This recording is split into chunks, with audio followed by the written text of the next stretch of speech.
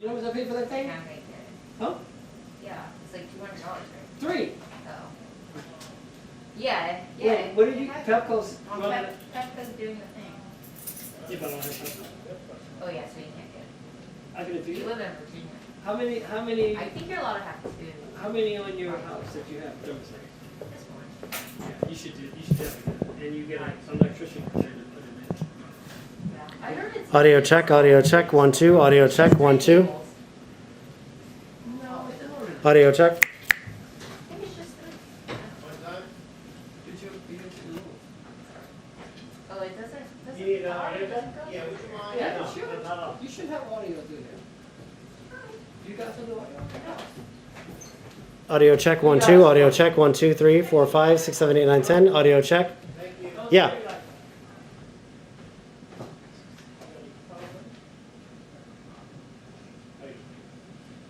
Yeah, you want to do? No, it's We don't more, have audio here. it's more It's only up there. Yeah, but we So, need Bill, audio. What do you got? So, Question and. of course, my phone, right? One challenge. Who? My phone, right? Yeah. So, Another what's question, the, why are you why do you here? preset the second pool So you get more jangler? chances. Is it just because it doesn't go to anything down in our rack, or what's I'm the? asking, so I don't know. Cable? Well, we, No, yeah, Oh, that's just a well, everybody does, no, everybody does. Well, that's what I thought, Everybody's here. but if, I'm the just saying. only reason I If you're didn't shooting start flush. or designate a second line or anything, I don't want to take. I mean, I can. No, no, no, no, no, I don't have no. more keys. I don't know. No, everybody's right here, everybody does with you. and I appreciate that, I didn't want to give away I guess, too much yeah. magic, Because you're on but top I of figured the that meter, it so had you to be want a to be reason, more. based on what was being explained. Out of the pool. No, what you're saying makes sense. Right? But I don't know, I guess I would want to run a longer. Oh, you know what? These shoes. Got it. You know what I'm saying? We'll be okay, because what's gonna happen is, we're not gonna be able to go in the room and reset in the South Auditorium until they take them over. Right, so So they that, should be that, that's fine, but I didn't know if, like, Jen being like. 30. 1 more hour. Oh my God, how many hours? Run downstairs real super quick. I don't know that I do that, right now. But we don't have to stay for 30. Well, that's my point, is they fail to be generally punctual. Yeah, there hasn't been a right announcement. And that normally gives what, like a 2-minute? Would I hear that down the pool? So much instruction. I hear it in I the will pool. show you my phone. Next time I see you, it's construction. Because I don't want to get stuck down there for an hour and a half. There's $1 million unit. You see me crawling up the back hole. No, sir.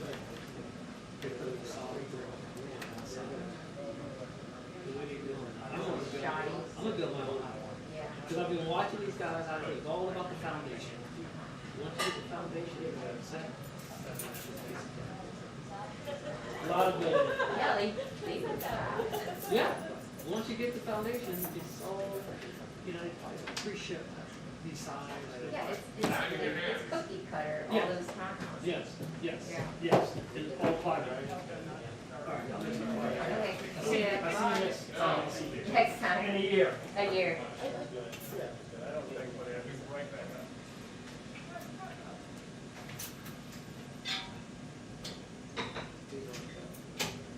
Yeah, one channel is podium, one is the reporters. Channel 2, so as long as they all know the channel 1 is fine. Thank you. Bye-bye.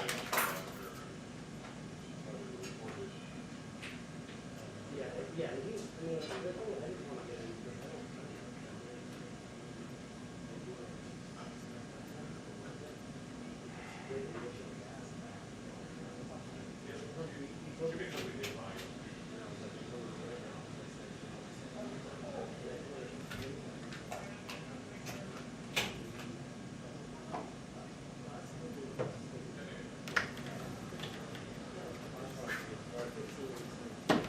You good? Yes. Thank you. Well, I asked him, I'm like, can you let Jen know not to start, I'm down the hole. So, here's the sitch.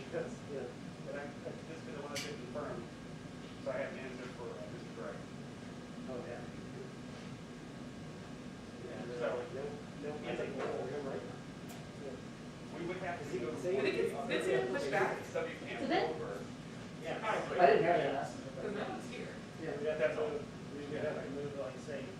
Two from, yeah. But like 401, and it goes down to day one, so then it can be right. Then it could, and then it pool two would effectively be on W camp 400.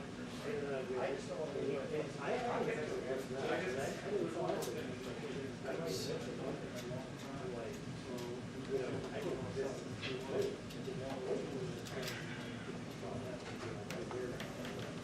Well, it's not even one other, that's pool, that's the day. It's just a straight line, that one's a straight line down to where we pass it. Well, we get like I was like 400 over to the newer two pool. But I just wanted to make sure that I wanted to misinform you, That's it. It seems like they're telephone, telegram, Telenovela, and then this information out there. Actually, like, technically, all we got to do is. Which is, that's one of the things where it's sort of like, it's done, but like I said, eventually they, I don't like, I don't like this, I'm responsible for getting it. On Twitter, I just wanted to make sure that I gave the correct answer. I told him, well, I think I would have to make another cat pool, but I said, I'm not sure. I don't think I would have been able to right now. Yes. Yeah, if you would have gone down and made that. Okay, I just figured that was here.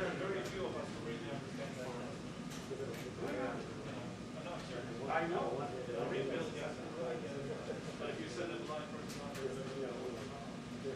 Yeah, like I can't.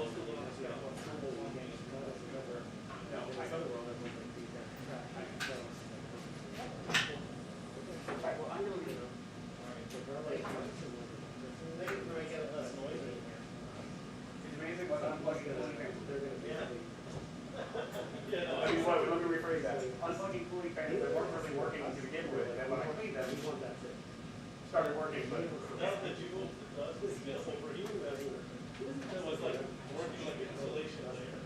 Right. Well, at least the plain milky plastic will work over here, and in that back corner. So.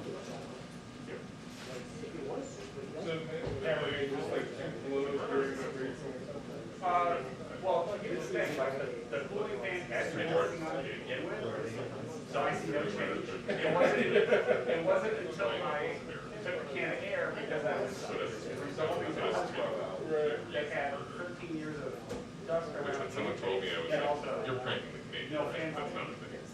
You know, when I blew that one clean, it went. Working with Justin's sake makes me think everything. Oh, yeah, I have trust. So I swapped that camera out and then disconnected the fan on the other camera. But again, they weren't working to begin with until I blew the dust down. So again, I see no change.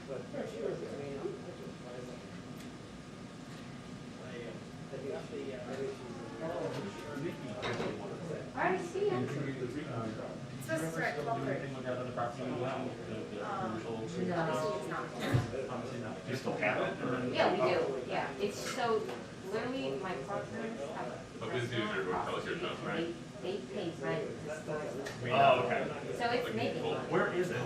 Oh, it's 15%. Yeah, so, yeah, it's kind of. It's better now. Well, yeah, for any of my involvement, Yeah. I mean, but there's always some really good, Yeah. creatively tuned spaces, you know, around there. Yeah, they're all And really, that's my Like, thing, is like, that's so far now, but I'm a driver, it's very, like, there used to be a Gary Lenson's house that had a. At least not here. Where they would do like art shows, they do, like retirement sessions and stuff. The guy was running it for so long, it just got to be like, I'm tired of it. And just stopped doing it, and then now we'll like occasionally rent gear from his house, but that's basically, so. Oh, okay, yeah. That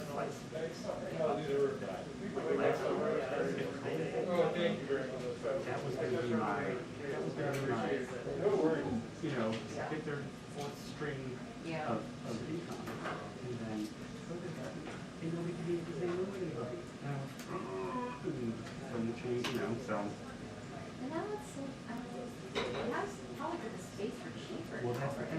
is doing, Getting that ready, part. because Right. everybody's coming back. Yeah, but then there's still gonna be that little bit of, you know, how many people do you wanna try to put, you know, these things, but, it's still something that I really want to do, is I have a bigger outlet. Yeah, like, if you can yourself actually build all that stuff. That's that one. Well, I mean, I have the interest of other people that have smaller production companies that I've done, that I've worked for and such, so. Like they would like have this. Oh, yeah, like they would be very interested in utilizing the space.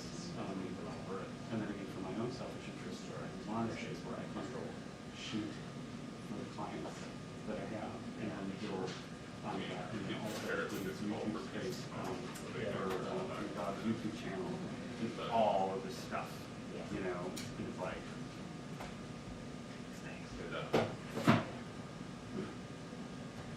Okay. Yeah, send me some links if you find any buildings. Fran, it's even funnier that we're Right. like in line See ya. with each other. I know, I think she was calling on it. And I think we're the only group. Communications in here. Yeah. But she was wearing.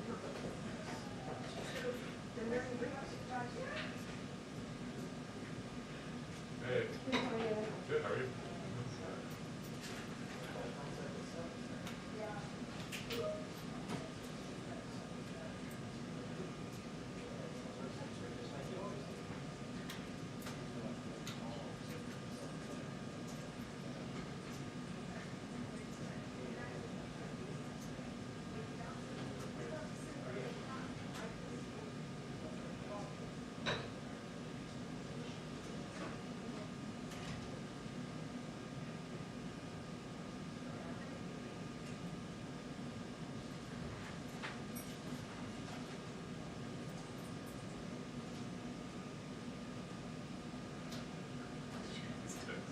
Thanks for responding.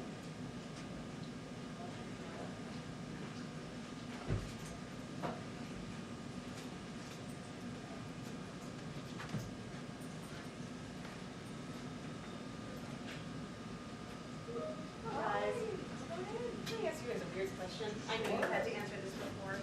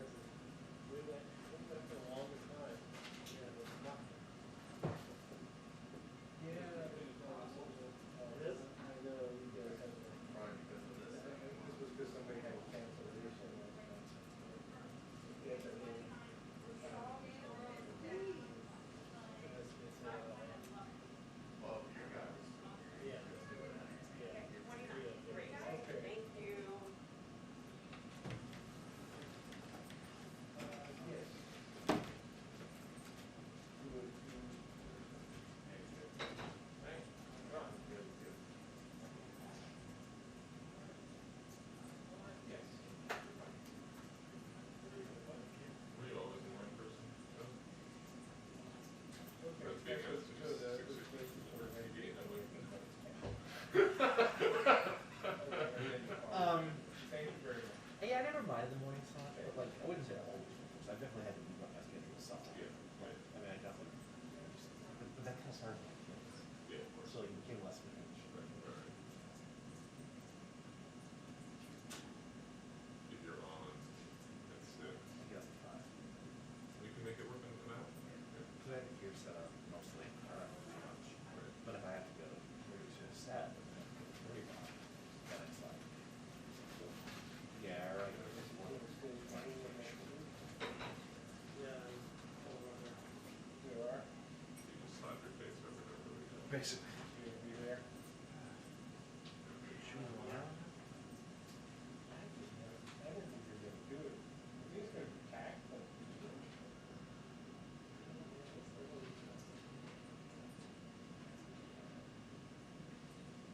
We'll take cruise to New York, yeah.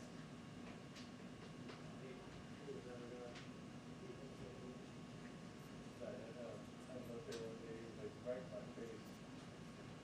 I was doing the argument. And I was like, you want to wear a mask? Stop food backstage. You feel like, just get out of here.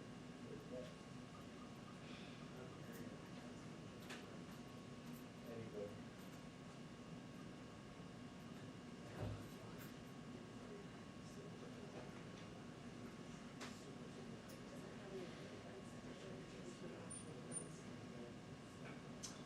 No, he's got the virtual, what is it? Virtual tour. I sort of read that and was like, that's So now she got it. Does she believe she has it, or she thinks? Oh, she's aware now. 45, yeah. It's pretty big.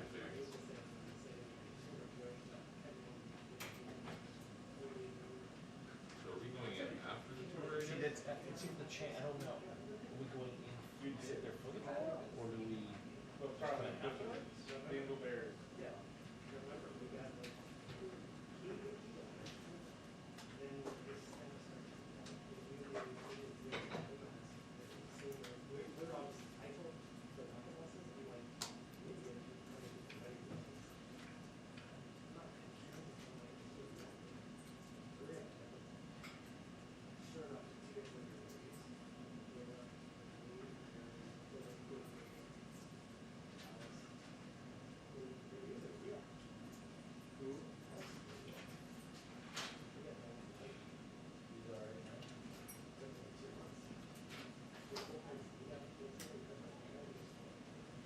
Then I'm doing a 7:15. No, I mean, sleeping in. For me, a humble Sleeping in. non-child rearing adult. You can't get it. Usually the phrase adult is the word. Yeah, it's like it's very like, Ours is obviously, he has a Yeah. transition. and like she's definitely, I was the only one wearing. everyone's here. It's not- They haven't made a 2-minute warning yet, so there's no reason to We'll actually be here. hear it on the. Not yet, they need to find out his stuff. He does. Well, he had a piece of it. Oh, really? I didn't hear that. Like a week.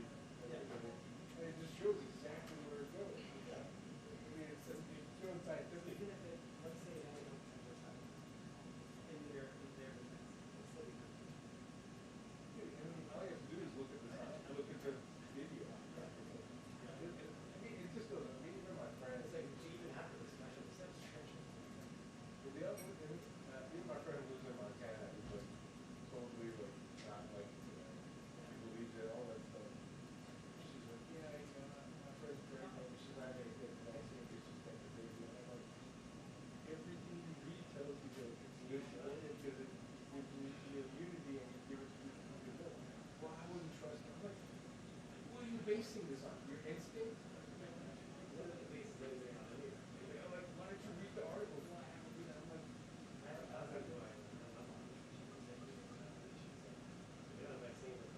So she tells me this thing.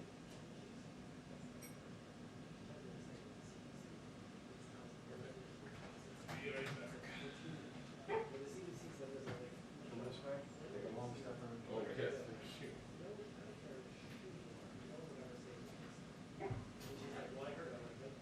I heard it. I heard it, I'm like, doing that. Oh, she's. Well, anybody who's been today, I forget it. It's like you're end conversation right now. Lost. Yeah. Unless they're big, huge, deprogrammed. They're, I mean, the older person.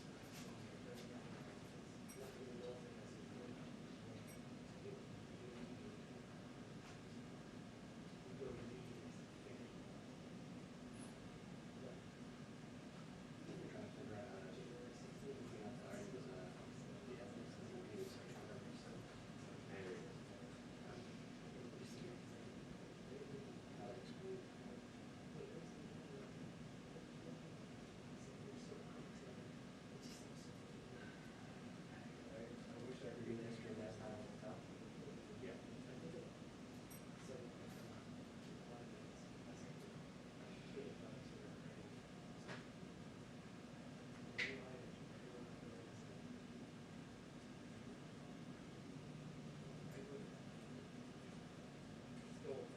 It's cool.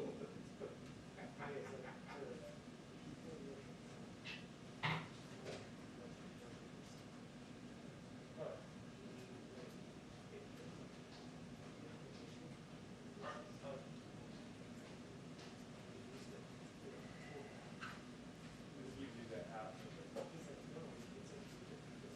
You're good. I agree.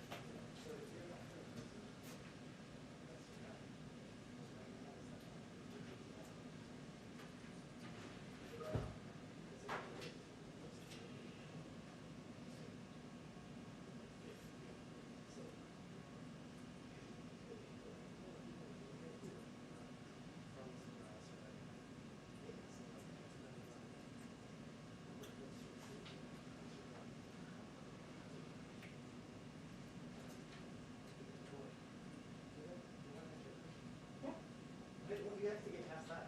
Yeah, because you grew up, you were so you know all about religion. Do we like find You know the Bible? Yes, I do. What's the dog ones? Yeah. One of those with the feedback. Yeah, they're regular. Actually. You'll get a couple pairs of those. Yeah, that may be right.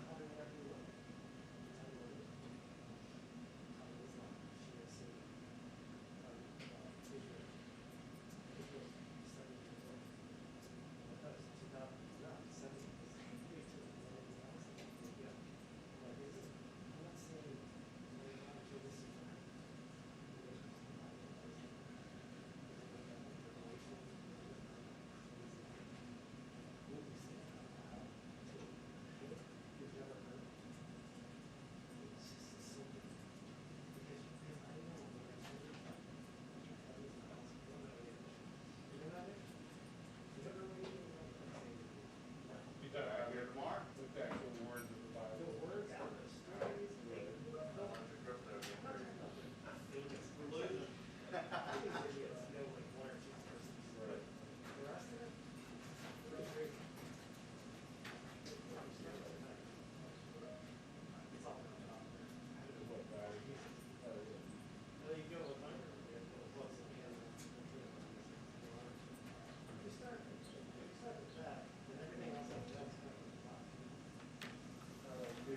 No, it's just me, don't worry about it.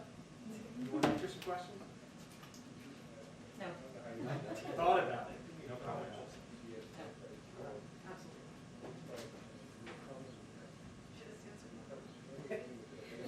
That's a good point.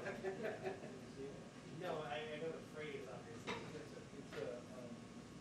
This is French pilot who built his own airplane. He flies around South Sudan. He was the most amazing back in there. So I really should. You should. Just by how it should.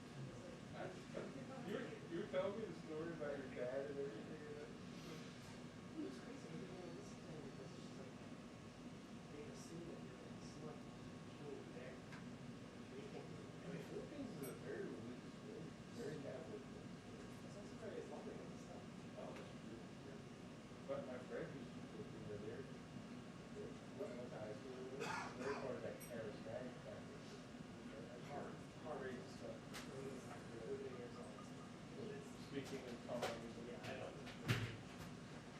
I mean, I Maybe you should call it your point. you know.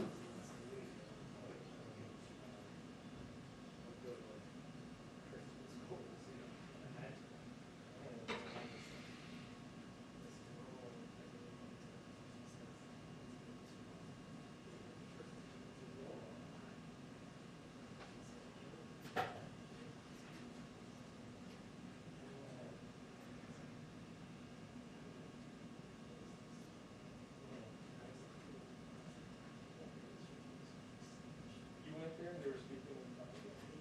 Were they handling snakes too?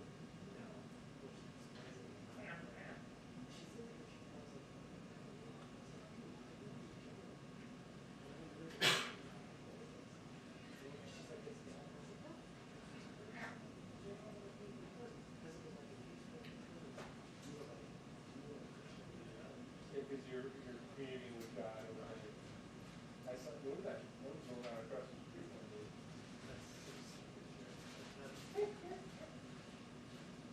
What they do on TV?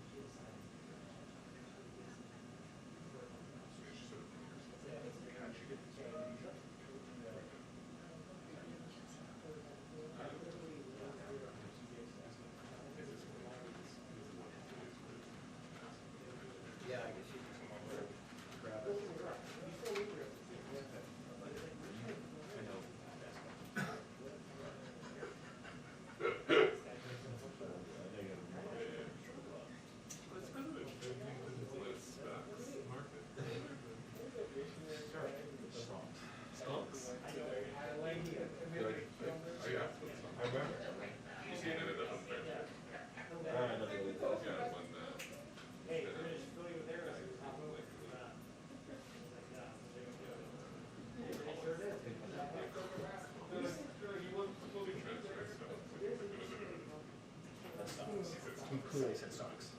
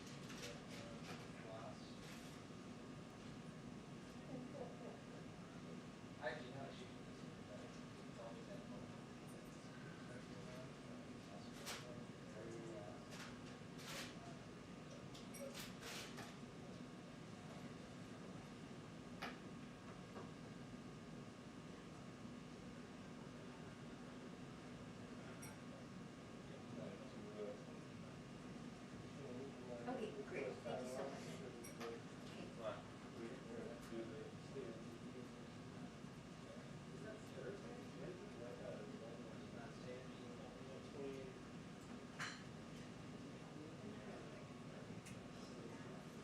Two minutes until the press briefing. 2 minutes until the press briefing. Thank you.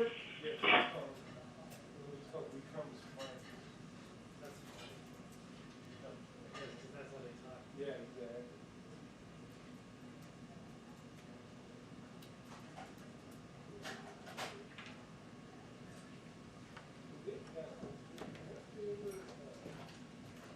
Figured out, what was wrong with his camera number, his car.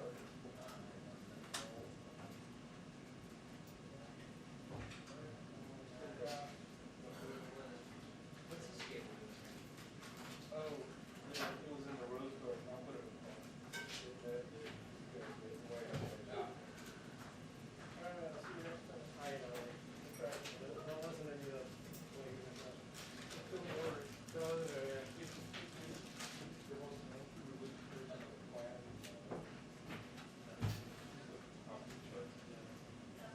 I'm not gonna say.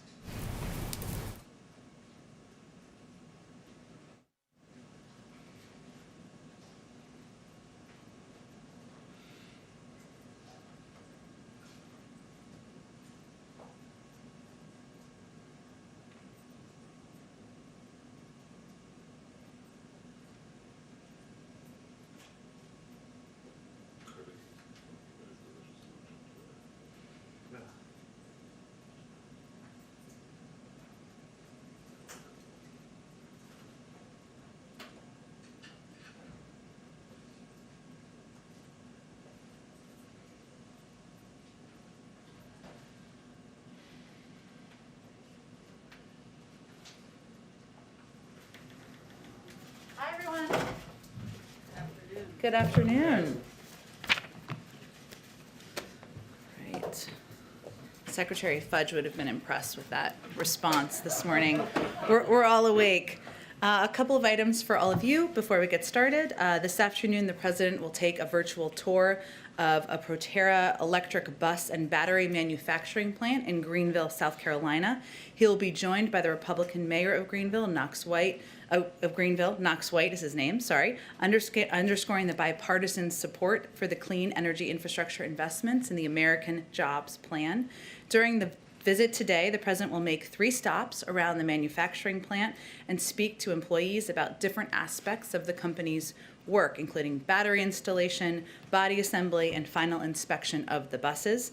The American Jobs Plan includes a total of $45 billion to accelerate the adoption of zero-emission transit buses and school buses to achieve the president's goal for all U.S.-made buses to be zero emissions by 2030. This includes $25 billion for zero-emissions transit vehicles and $20 billion for electric school buses. There are currently 475,000 yellow school buses, that sounded like a lot to me, that serve 25 million children, and 95% of them are powered by diesel. And there are nearly 85,000 transit vehicles, including buses, that still run on diesel or gas, which are linked to asthma and other health problems that hurt our communities. So replacing these buses with clean technologies will create good jobs, support domestic manufacturing, tackle a major source of greenhouse gas emissions, and improve the health for many around the country. Also this morning, our COVID coordinator, Jeff Zients, had his weekly call with governors. He announced that this week, 28 million doses will go out across channels, with the vast majority going to jurisdictions. This is consistent with last week's allocation. He also reminded the governors that there's a significant amount of vaccine supply in the system, and the federal government stands ready to help states put shots in arms as quickly as possible. With that, Jonathan, why don't you get us started? Thank you, Jen. Just a few minutes ago in the Oval Office, the president spoke about the trial of Minneapolis police officer Derek Chauvin, and he says, quote, "I'm praying the verdict is the right verdict." And he says, "I think it's, quote, overwhelming in my view." So I have a couple of questions on this, if we could start there. What precisely did the president mean? What is overwhelming? And does this mean the president thinks the police officer should be convicted on all counts? Well, the president has clearly been watching the trial closely, as many Americans have been. He was also moved by his conversations with the family yesterday. He knows the family, and as somebody who has been impacted by grief himself, that was a large part of their conversation, the conversation he had just yesterday. As he also noted, the jury is sequestered, which is why he spoke to this. But I would expect that he will weigh in more further once there is a verdict, and I'm not going to provide additional analysis on what he meant. You're not able to clarify what is overwhelming, the evidence, the case presented by the prosecution? We're not going to get ahead of the outcome. I expect when there is a verdict, he will have more to say. Okay, well, as you say, the president made note that he only spoke out today because the jury was sequestered. But of course, everyone else in Minneapolis and around the country could hear what he said. They'd be in a position to hear what he said today. We know there are worries about unrest. Is there now concern that the president's words could add to that if the, quote, right verdict is not reached? Well, first I would say that regardless of the outcome, the president has consistently called for peace. And our focus, as we are working with state and local authorities, is on providing the space for peaceful protest. And that will be consistent regardless of what the outcome of this verdict is. Okay, and then one more on this. The judge overseeing the case was pretty harsh language yesterday, sort of asked politicians to not weigh in on the matter. Is there concerns now that the president's comments could be grounds for an appeal or even causing a mistrial? Well, I wouldn't. I think those were comments the judge made yesterday. Again, the jury is sequestered, which the president also noted in his comments. He certainly is not looking to influence, but he has been touched by the impact on the family. Hence, he called the family yesterday and had that discussion. And again, I expect he will weigh in further once there is a verdict. Go ahead, Kristen. Thank you, Jen. Just to follow up, the president has talked about the importance of an independent judiciary. Why is it appropriate for him to weigh in on the verdict, even though the jury is secluded? I don't think he would see it as weighing in on the verdict. He was conveying what many people are feeling across the country, which is compassion for the family. What a difficult time this is. What a difficult time this is for many Americans across the country who have been watching this trial very closely. The jury is sequestered. That is different from where things stood just yesterday, and he noted that in his comments as well. He did call for the right verdict, though.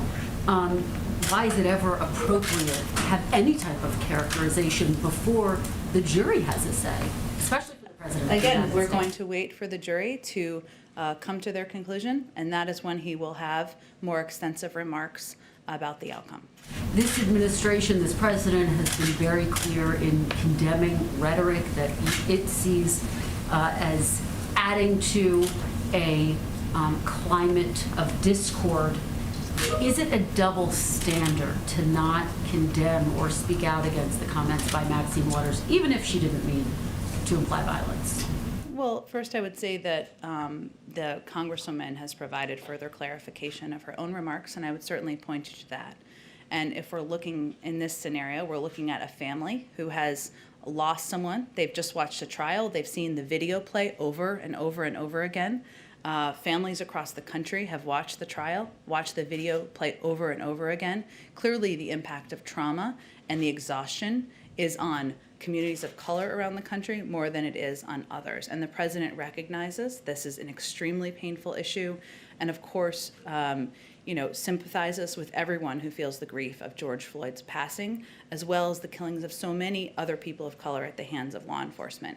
And, I think having a conversation with his family yesterday, as someone who has been through trauma himself, that was a big part of their conversation, as I believe George Floyd's brother also conveyed. You feel it deeply in your heart, and I think that his comments were a reflection of that. And very quickly, I know there is a lot of focus on trying to get the George Floyd legislation passed through the Senate. It's passed through the House. Where does that stand, and will the president move that effort up in terms of his list of priorities, particularly as he approaches his 100th day in office? Well, first I would say that addressing policing across the country, addressing what he feels, racial injustice, what he feels is one of the 4 major crises we're facing as a country, continues to be a top priority for the president.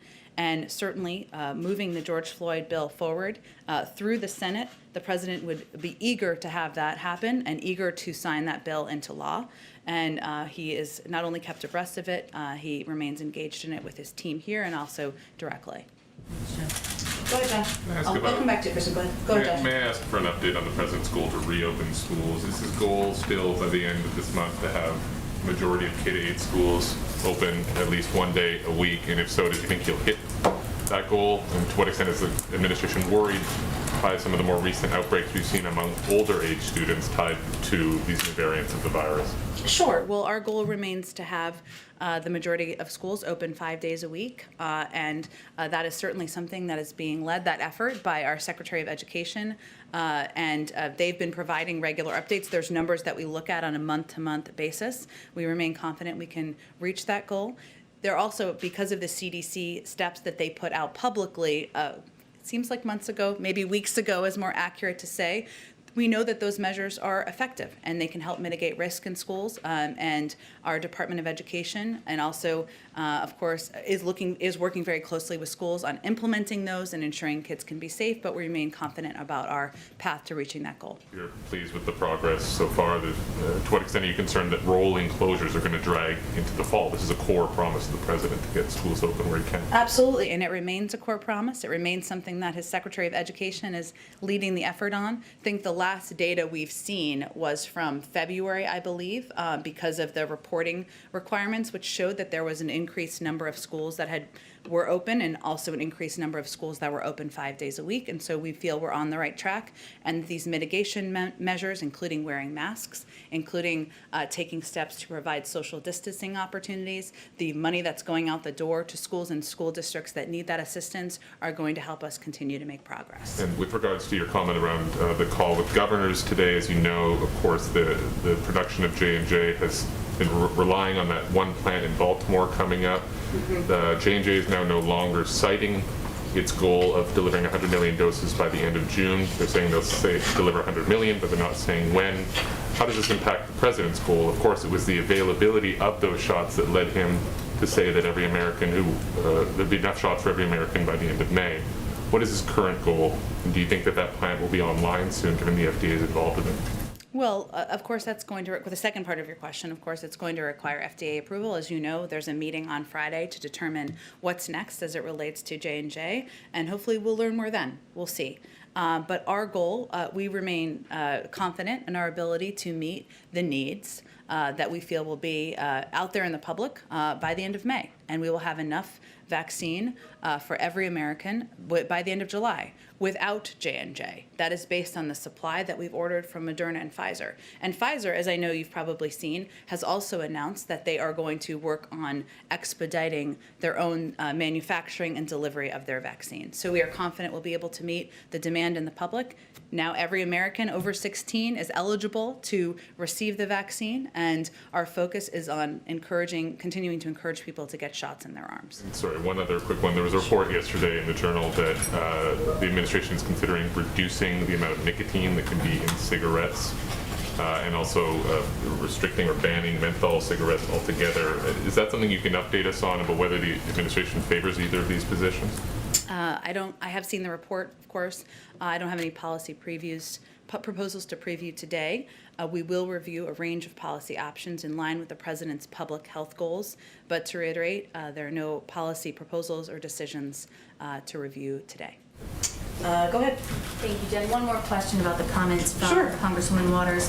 The House Minority Leader Kevin McCarthy is accusing her of inciting violence, and then you had the judge yesterday calling her words abhorrent and saying that she was being disrespectful of the rule of law. I just want to be very clear here. Does the White House condone the Congresswoman's comments? Well, first I would say again that the Congresswoman clarified her own comments. And what I can do is speak for the President's view, which is that it's important to provide a space and an opportunity for peaceful protest, but protesting should be peaceful. That's something he has consistently advocated for, and he will, regardless of the outcome of the trial. She was calling on some protesters to perhaps get more confrontation. And she's had additional comments since then, right? Yes. Okay. She has. Which But- provide so- additional but I guess- clarification. But I guess my question is, does the White House believe that those kinds of comments are helpful in the middle of this trial that everybody knows could lead to more violence and unrest?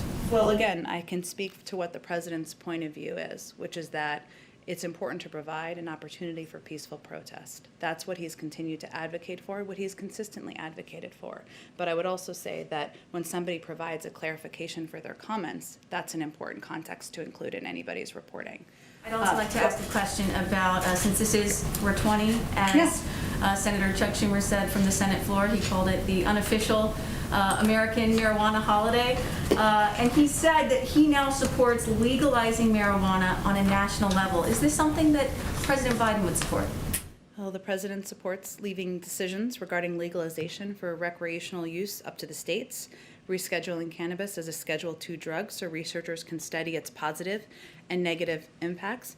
And at the federal level, he supports decriminalizing marijuana use and automatically expunging any prior criminal records. He also supports legalizing medicinal marijuana. So that's his point of view on the issue. So if the House and Senate pass a bill legalizing marijuana at a federal level, would the President sign it? Well, I just have outlined what his position is, which isn't the same as what the House and Senate have proposed, but they have not yet passed a bill. Go ahead. Okay, go ahead. Sorry, one final question, if I could. Some people in prison on marijuana charges are asking President Biden to keep his campaign promise and release them. Where is President Biden on keeping that campaign promise? Well, I think when I'm talking about rescheduling cannabis as a Schedule II drug, so that is also going to have an impact on the criminal justice system as well. Go ahead. Thanks, Jen. It's clear the dividing lines on the traditional infrastructure portions of the president's job and infrastructure package are the pay-fors. The president says he's willing and open to compromise. Republicans seem willing to support new and higher user fees for Americans who use roads, bridges, and airports.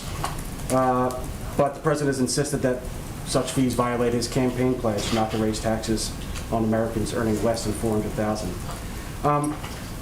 Is the president's idea of compromise just adjusting the corporate tax rate, or is he willing to budge on these user fees? Well, first, the president's pledge, which you touched on, which he outlined on the campaign, and he's reiterated since, that he's not going to raise taxes on people making over $400,000 a year. He's not going to budge on that pledge. So that is a line in the sand for him. But this package and this proposal is really about creating millions of jobs. It's about investing in and modernizing our nation's infrastructure. It's about ensuring that caregivers have the support they need. It's about providing broadband access to Americans across the country and leveling the playing field. That's what the discussion should be about. He believes it should be paid for, and there are really two options.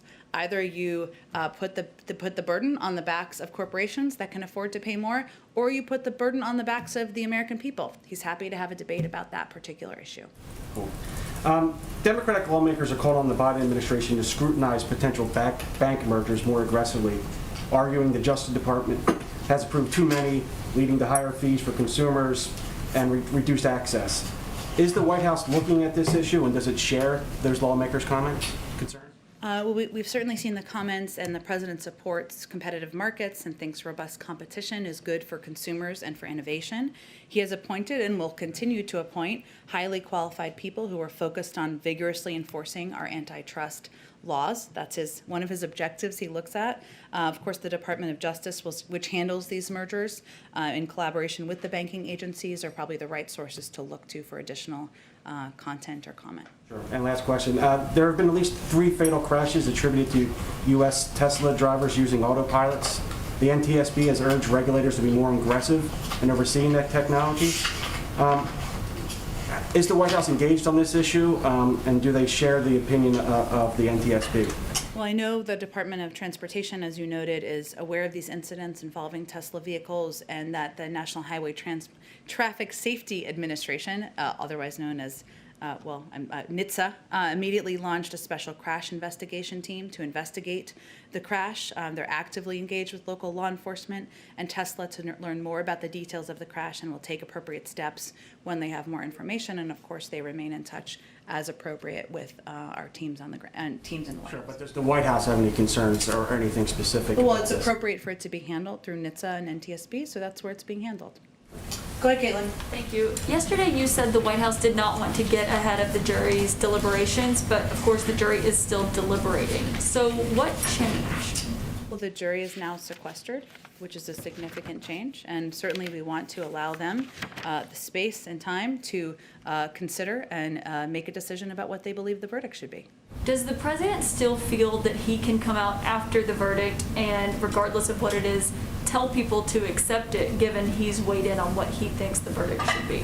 Well, again, I think anybody who's been watching the president, and you guys are probably tired of me saying that his position is that he believes there should be space for peaceful protest. He's been consistent in that. That will be his point of view, regardless of the outcome. That is what we've been communicating publicly, but also locally to mayors, to governors, to local law enforcement, as we're communicating in preparation. So that's consistently been his view, and he'll continue to advocate that regardless of the outcome. And so what made him want to weigh in today on this before the verdict has come down? Well, I think he was asked a question, if I followed it closely. It was my question, but I asked him what his message was for the Floyd family, not what he thought the verdict should be. Well, I think, Caitlin, he obviously has been following this trial quite closely, as many Americans have been. He has been, was obviously impacted by his conversation with the Floyd family yesterday, as somebody who has lived through loss and trauma himself. And he certainly has his mind and his heart on what is happening around the country as people are digesting and watching these videos and watching this trial go forward. So he knows the jury is sequestered, as he noted in his comments, which is certainly a different place from where it was yesterday. And who is he consulting with about what his response should be after the verdict does come down? I know we talked about speaking with state officials and local authorities, but who are his advisors that he's speaking with about the right way to respond to the verdict, regardless of what it is? I think that's something that will come from the president's heart, and he will be prepared to speak to it in some form or another. I don't want to get ahead of what that format will look like when we know what the verdict looks like. Okay, and my last question, the U.S. ambassador to Russia is now coming home for quote consultations, of course, amid a pretty tense week with Russia. Is he going to be meeting with the president, and can you confirm that, yes, he will be going back to Russia? Yeah, that is absolutely the intention. He's returning home this week to visit his family. He hasn't been home in about a year, I believe. Meet with members of the new administration with whom he's not had a chance to consult with since he agreed to continue serving in his post, and he'll return to Moscow soon. Does that include a meeting with the president, though? I'm not aware of that being on the schedule, but it's primarily to meet with new members of the team as the administration is turned over and there's new personnel at the State Department on the national security team, et cetera. Go ahead. Yes, the president spoke with the Floyd family yesterday. He talked about the trial today. What does he see as his role or responsibility as president during these deliberations and then perhaps as a verdict comes down? Well, I think the president, as I've noted a little bit in response to some earlier questions, is certainly was touched by and impacted by his conversation with the Floyd family yesterday. He met with them last year. It's a family he feels he knows a little bit, and he's somebody who has been through trauma and loss himself. And so if you put all the politics aside and everything else, that's something that is an immediate unfortunate bond between people who have lost family members. He also understands this is an extremely painful moment for many people in this country who are exhausted, who are tired of seeing one person after another lose their life at the hands of law enforcement. He's aware of that and the need for reform. So I would say, I'm not going to get ahead of what the outcome is or what the verdict is, and I would expect you'll hear some comment from the president. I don't know what format that will look like. We'll have to see what the verdict is once it is concluded. The jury has made their decision, and that is concluded. And we'll see what his role is moving forward. He'll continue to call for calm. Okay, and what is the White House's goals for the climate summit later this week? Sure. And were they pleased to hear that Vladimir Putin would be speaking at it? Well, we invited him to attend, as we did 39 other global leaders. So I would say first we're going to have a briefing call later this evening to give you all a better rundown of the schedule, the speaking, and what is planned for speaking at the summit. So I know there's been kind of a mix of reporting out there, but we'll give you more of a full rundown later this evening. But the president's goal is really to convene the world's major economies and other key voices to galvanize efforts to keep the vital goal of limiting warming to 1.5 degrees Celsius within reach. And we know we have had some backstep on that, which the United States has been certainly a part of over the last couple of years. We have a role to play. He'll certainly talk more about that, but during the summit, leaders will discuss mobilizing public and private sector financing to drive the net zero transition and to help vulnerable countries cope with climate impacts. Obviously, world's larger economies, as you all know, have a sometimes greater responsibility for themselves, but also for economies that are not as economically advanced in helping address these issues. And he'll also talk about, it's an opportunity to also talk about the economic benefits of climate action with a strong emphasis on job creation and the importance of ensuring all communities and workers benefit from this transition. So he'll be talking about that, but it's really an opportunity and a forum to talk about how as a global community we can all come together to address what he sees as one of the 4 crises of his presidency. Was Putin's involvement important given the tensions between the two nations right now? Well, I think it's important for any large economy and developed nation to participate in a climate summit because the world's largest emitters are also, for the most part, aligned with the world's largest economies or the most populated countries. And so hence those are the people who are invited, and it just sends a message about the recognition that addressing the climate crisis is something that even when you have disagreements about other areas, we can agree on that. Do we know if Xi Jinping will participate as well? I believe that almost every leader who was invited is attending, but they'll give you more of a rundown of that later this evening and a more detailed rundown of the speaking program as well. Sure.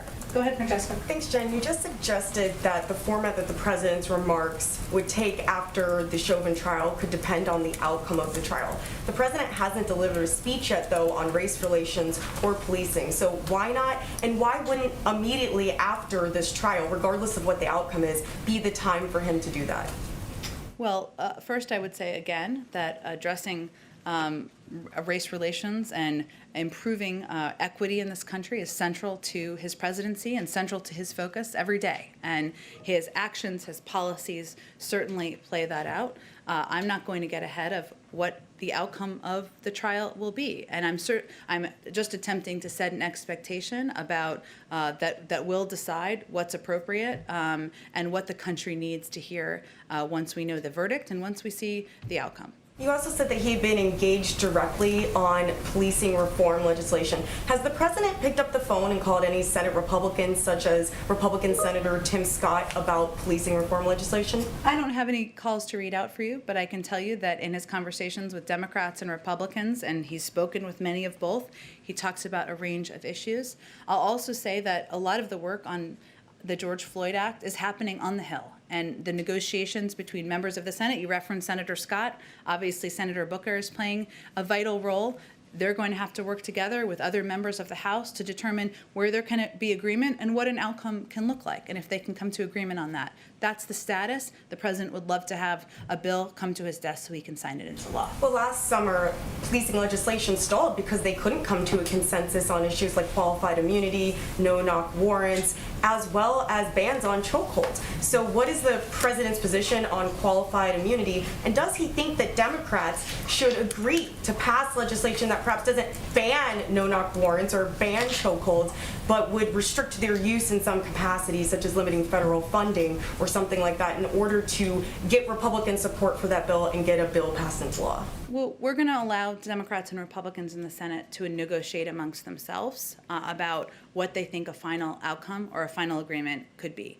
And we're certainly hopeful that they'll make progress in that, and the president is eager to sign policing reform legislation into law. And certainly we recognize it stalled last year. There's been work since then, and we're hopeful that the president will be able to sign a law. I can tell you that there are a number of steps that he has taken that he can take as president and his Department of Justice can take. And during the campaign, he emphasized the importance of the Department of Justice using the authority he spearheaded as a senator to investigate systemic police misconduct. That doesn't have to wait for Congress to act. And last week, Attorney General Garland reversed a Trump administration memo that limited the use of consent decrees with respect to investigation of police departments.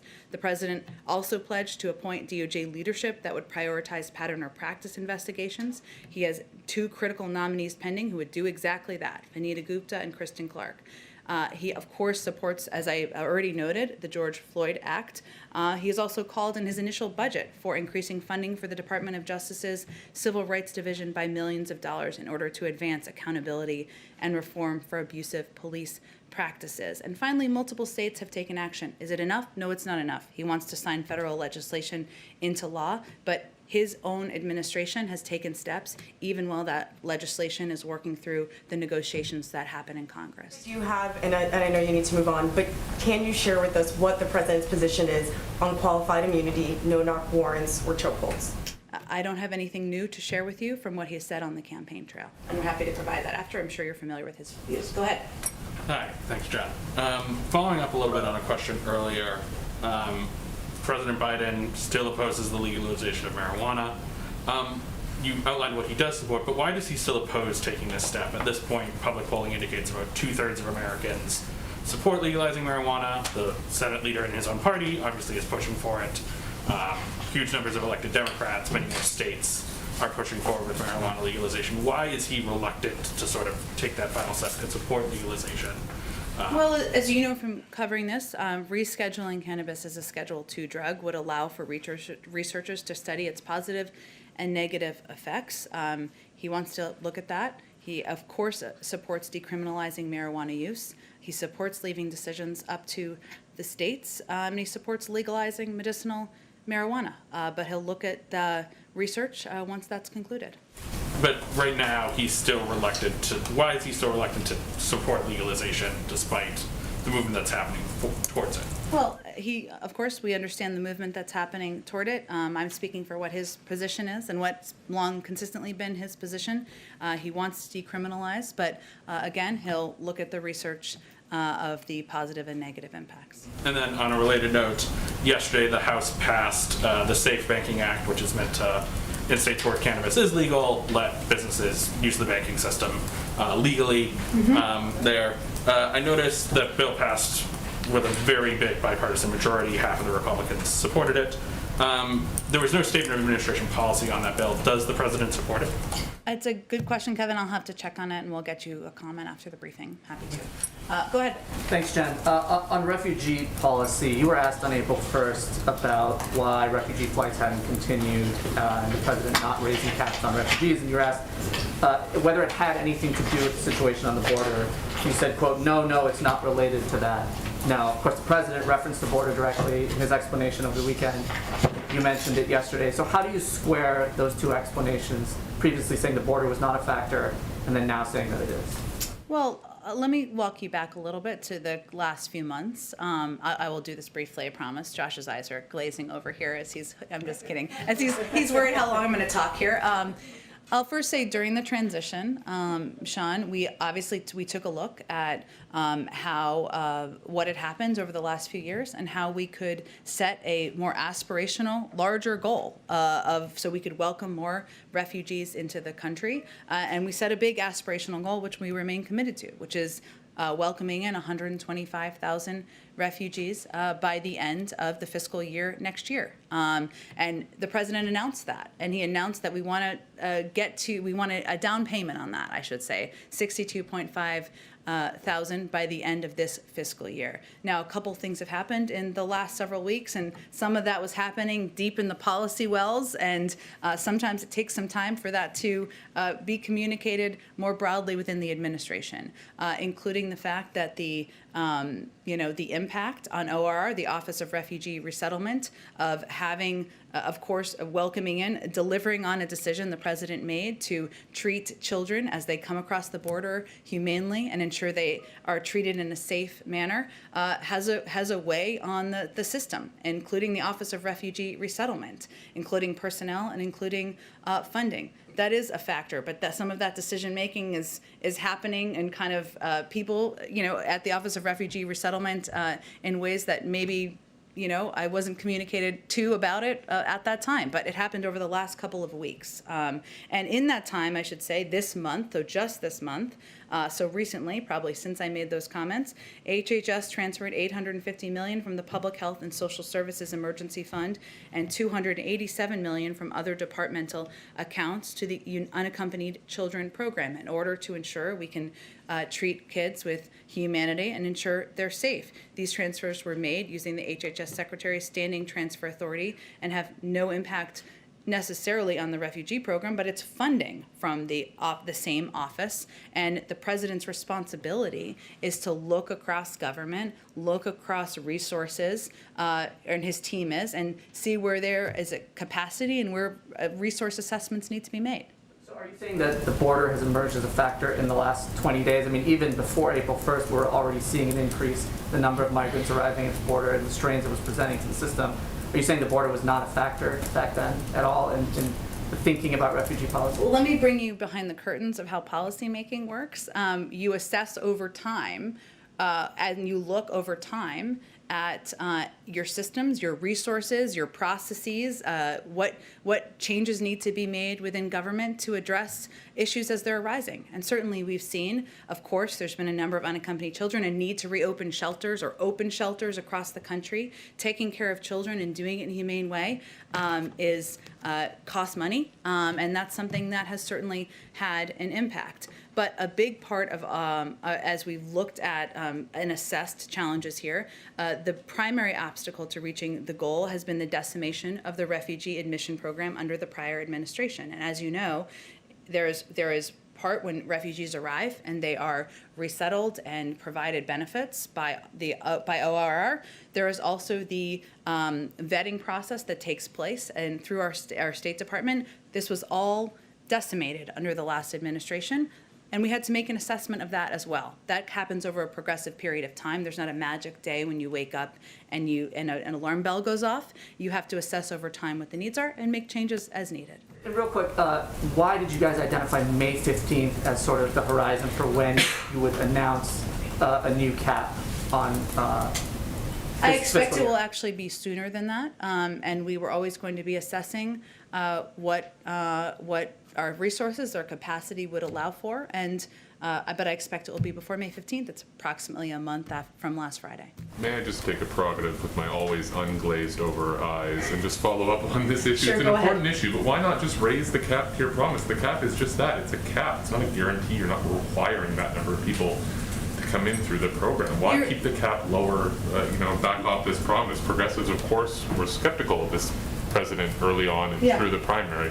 They're saying that this is a broken promise, arguably his first big one of his administration. Well, first, we're actually going to set a cap, a large cap soon, and I expect it's going to be before May 15th. But, I think we wanted to, you're right, in the sense that the cap is just a number. Oftentimes throughout history, you don't reach the cap. The cap is just a number. We could set the cap at 100,000 or 1 million. It doesn't really. We're trying to send a message to the world that we want to welcome in refugees, and that's who we are as an administration. Hence, we wanted to provide greater clarity for what our overall objectives were, even if they weren't digested initially on Friday. I would say that, one, we'll set that cap. Two, we wanted to assess, given the impacts of the decimation of the refugee admissions program, the need to move some resources around, what was possible. But we do want to set a large cap. We do want to send a message to the world that we remain committed to our objective. We've always been committed to the objective, and the goal of 125,000 by next fiscal year is really a question of how close we could get and what kind of down payment we could do this year. Go ahead in the back. Thank you, Jen. So just a quick clarification. When the president said, quote, "it's overwhelming," a few hours ago in the Oval Office, did he mean the evidence against Derek Chauvin was overwhelming? I think I've answered this question a couple of times. Okay. Go ahead. You have another question? I do. Still on the same topic, but as far as a response to the verdict, Sure. is a trip to Minneapolis on the table, and would he consider joining a demonstration?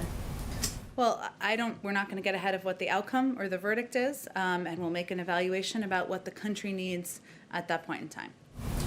Go ahead in the back. Hi, so I know you just in some ways answered the question about why, but I'm confused about why you won't clarify what the president said about praying that the verdict is right and it being overwhelming. The president obviously volunteered this information. No one asked him for his opinion about the verdict. Why not say, this is what the president meant? Well, Amish, I think, our objective is to the president was obviously clearly impacted by his conversation with the Floyd family just yesterday. He obviously has spoken to the video, the trial, the events of last year when they happened at the time, and he is impacted by the exhaustion and the trauma that he's seen across the country over the last several weeks. I think it was a reflection of that, but again, we're not trying to provide greater information about predictions of a verdict. We want to leave that to the jury to make that determination. They're sequestered, so they obviously can't hear or listen to anything being said, but I'm not going to have more clarification for you. Put simply, is it wrong for Americans to see this as the president saying he hopes the officer's going to be found guilty and the evidence is overwhelming? When people see that quote, is it wrong for them to make that assumption that that's what the president's saying? I think what people should conclude is that the president, like many Americans, has been deeply impacted by the trial. He was deeply impacted by his conversation with the Floyd family yesterday, that he understands that people are exhausted, that they are tired, that this type of violence and trauma we've seen around the country and continue to see over the past couple of weeks. And hopefully that's what they take away from his comments. Apart from what the verdict might be, I wonder if you could speak a little bit to Americans who feel on edge, especially African Americans who've seen so many verdicts, so many trials happen, no matter whatever the outcome is. I wonder if the White House has a message for people just feeling anxious about what comes after this verdict. Well, first I would say that, the president sees their pain and understands and tries to understand the trauma that people have been through across the country. And he's watching the trial closely. And I think he would want people to know that he is working hard at making change possible. And I walked through some of the steps that has been taken by his Department of Justice. He would love to sign the George Floyd bill into law. And that he also is here as a human being. And he sees their pain, he recognizes their loss and their trauma, and he wants to put reforms in place to help address it moving forward. And Speaker Nancy Pelosi came to the defense of Representative Waters. Representative Waters, as you said, clarified, she said, my actual words don't matter. I wonder why the White House isn't also coming to the defense of Representative Waters, given the fact that she's now facing an onslaught of attacks, especially by, I would say, Republicans. I wonder why the White House isn't saying, we back what she said about being confrontational. She was obviously not threatening violence. There are civil rights leaders that are saying that's what civil rights is to be confrontational, to be active. Well, she also clarified her own remarks, Yamiche, and I think that's the most powerful piece to point to. And one last question, if I could. The Arizona governor, he lifted the mask mandate on all public schools in that state. I wonder what the White House makes of that. Does the president support it? Does he want to see other states do that? Or maybe does he not like the idea that that happened? Well, we certainly recommend any state and governor follow public health guidelines, and masking and social distancing, but masking specifically, since you asked about it, is one of the clear steps that can be an effective mitigation measure according to the CDC, even as we've seen variants and even as we've seen upticks in some parts of the country. So certainly it wouldn't be a step that we would support. Go ahead. On the climate summit, will there be any kind of joint statement at the end of the summit? Also, will there be any bilateral meetings during the summit? There won't be any bilateral meetings planned for the summit, but in terms of a joint statement at the end, I don't have a prediction of that. I expect you'll all learn more on the call later this evening. Go ahead. Also, during the meeting between President Biden and Prime Minister Suga last Friday, did they talk about the Fukushima wastewater issue? What's the president's view on this issue? I believe we are having our team stay in touch and look at it. I don't think that the steps are happening for a few years, if I'm getting this correct, or a few months. But I would have to check with our national security team and see if it was a point of discussion. Go ahead, Scott. Thank you. So another question about today's unofficial holiday, which I think some of our colleagues are potentially celebrating. So as you might remember, one of President Trump's final actions in office was to grant clemency to a dozen people in federal prison who were being held on marijuana charges. But there still remain a lot more in federal prison on marijuana charges, including Luke Scarmazzo, who was sentenced to 22 years in prison for operating a legal medical marijuana business in California. Given, as you've noted in the briefing, the president's support for decriminalization, support for expunging exactly these types of offenses, are there any plans to revisit some of those bids for clemency, maybe in honor of the holiday? Well, I would just take it as an opportunity to reiterate that the president supports legalizing medicinal marijuana. It sounds like it's applicable in this, or would have been applicable in this case.